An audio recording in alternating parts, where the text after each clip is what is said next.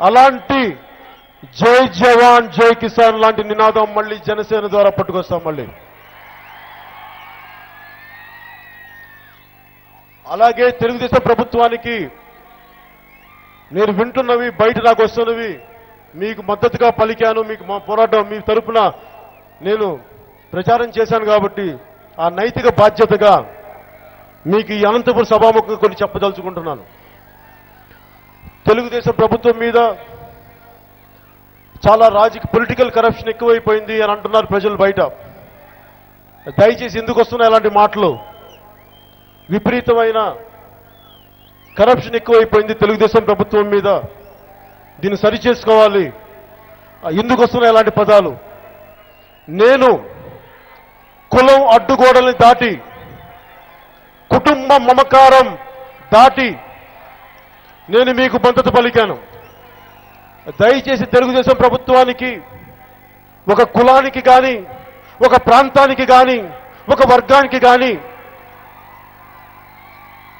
ఎక్కువ చేయకుండా చూడండి. అందరినీ సమానంగా చూడాల్సిన బాధ్యత మీ పైన ఉంది. ఒకవేళ నేను విన్న దాంట్లో నిజం లేకపోతే దయచేసి అని చెప్పండి.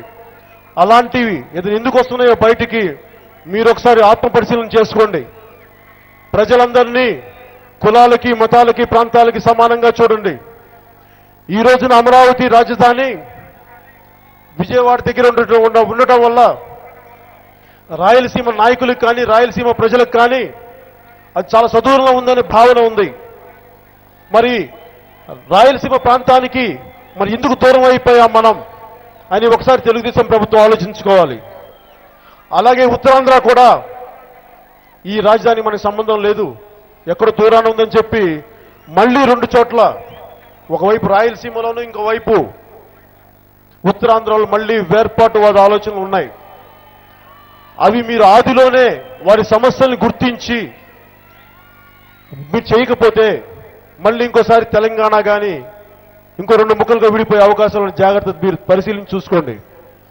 ముఖ్యంగా అనంతపురం జిల్లాకి కనీసం 100 టీఎంసీలు నీరు కావాలని కోరుకున్నారు, కానీ వాళ్ళకి లభించేది 30-40 ఇప్పుడు దాకా.